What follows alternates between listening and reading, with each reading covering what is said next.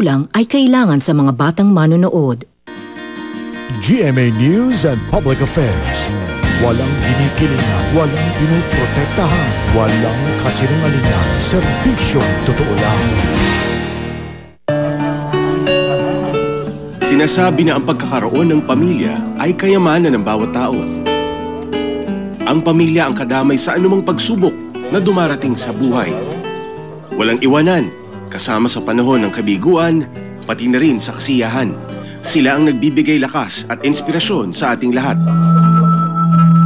Ngunit paano na lamang kung ang kinikilala mong pamilya ay kailangang magpaalam at ikaw ay maiwang nag-iisa?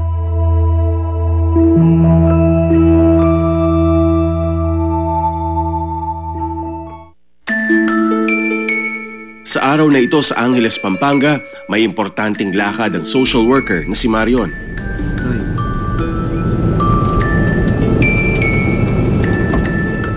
Sinamahan namin siya sa kanyang pagsundo sa isang matandang babae.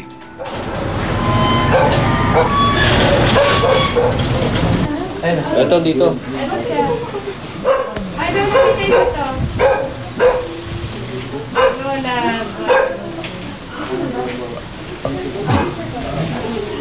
Dito din. Susunduin na natin kayo. Kamusta ate? Ha? Sasama ka na sa amin. Iyan naman po, padala niya. O sige. Siya si Lola Guada. 67 anyos at 10 taon nang naninilbihan sa pamilyang ito. Actually po, yung kasabahay si ate, yung kapitbahay namin. Eh, umalis sila, iniwan siya. Eh, walang lilipatan.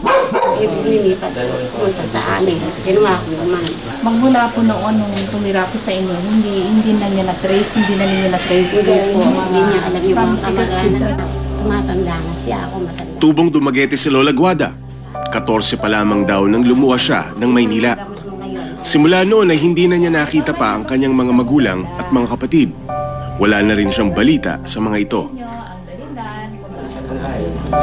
Dati na po nagpapacheck up doon sa doktor. At dahil hindi na kayang alagaan ng kanyang amo, nagpasya silang dalhin si Lola sa Bahay Pag-ibig, isang institusyon para sa mga matatanda, upang doon na manirahan. Paano kayo nag-decide na ilalagay si Lola sa Kasi sa placement sa elderly? Kasi wala siyang kamag-anak. Tumatanda na siya, ako matanda na ako. So kami na lang maiiwan dito. Eh may anak pa akong maliit na inaalagaan. Hindi ko siya masyadong maalaga na. Hindi na siya masyadong nakapagtrabaho. Sinabi ko sa kanya, parang ayaw pa noon. Pero ngayon, pumayag na. Dahil inispe ka namin sa kanya, mas maganda yung kalagayan mo doon kaysa dito. At saka sabi ko, ikaw nandito ka sa amin. Nahiya ka kung hindi ka gagalaw.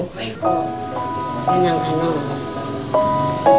Siguro kaya siya umiiyak dahil itinuring kayong kapamilya, kamag-anak, anak, lola. Naiintindihan po namin na kaya kayo umiiyak, Lola. Pero alam mo, Lola, iniisip kasi po nila yung inyong kapakanan dahil dapat nagpapahinga na po kayo.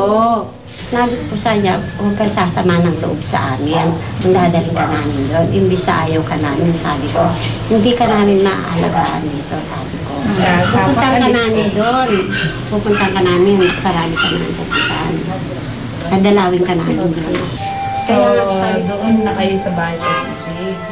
Ayon kay Marion, hindi dapat binibigla ang ganitong kaselan na sitwasyon. Sana yung pangako po ninyo, kasi yun yung tinatawag lang separation anxiety. Nabigyan natin siya ng puwang na makapag-adjust sa center. So, tulungan po natin siya na matanggap niya yung bagong tahanan niya, matanggap niya na iba na yung environment niya, matanggap niya na hindi na kayo makakasama. Kasi yun ang masakit sa kanya.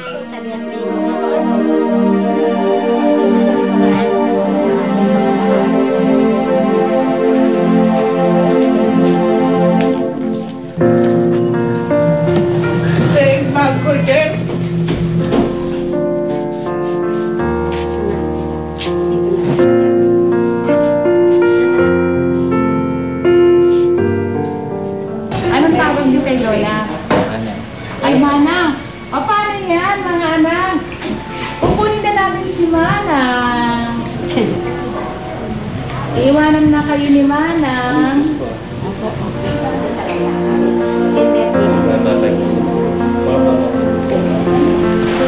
Baka nalungkot kung talaga ka rin. Kinder di mo kung talaga ka. Wala daw ito.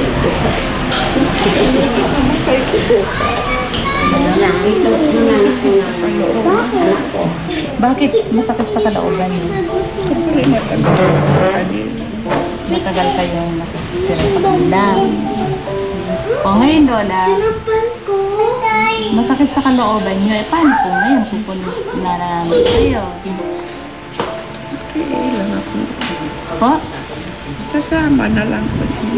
Ano pang masasabi mo, Lola? Wala niyo, mahirap. Wala. Ano ibig sabihin sa mahirap? Maraming salamat. Ay, maraming salamat.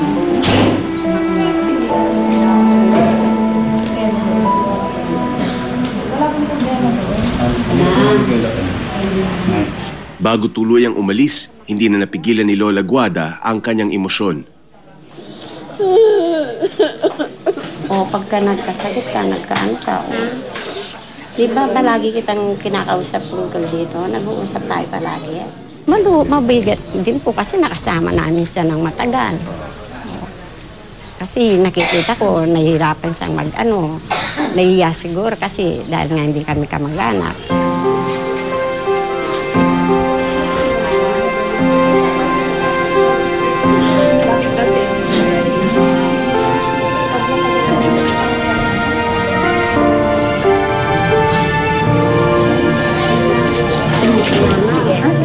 Sa bawat hakbang papalayo sa bahay na itinuturing na niyang tahanan, tila pabigat ito ng pabigat para kay Lola Guada. Alam mo naman may mga apo pa, inaalagaan na rin.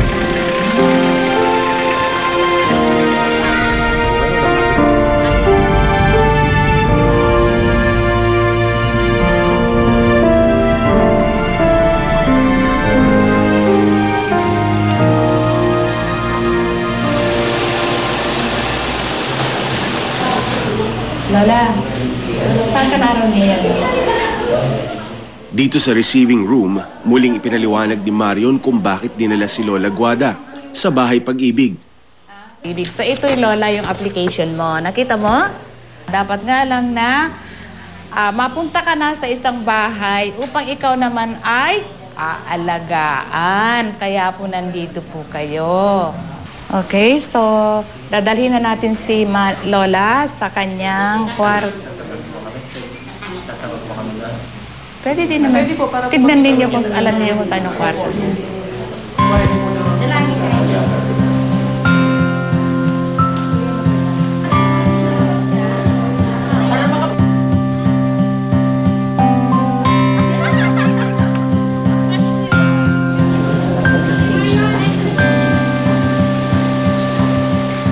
Lola, siya si Ma'am Baby.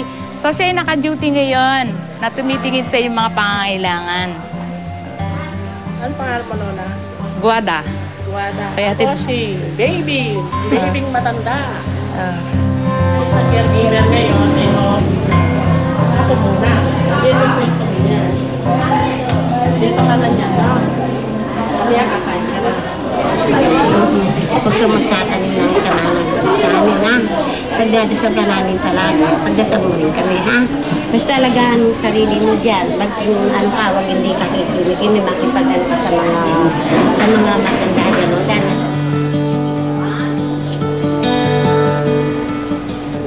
Hindi alintana ni Lola Guada ang mga tao sa kanyang paligid.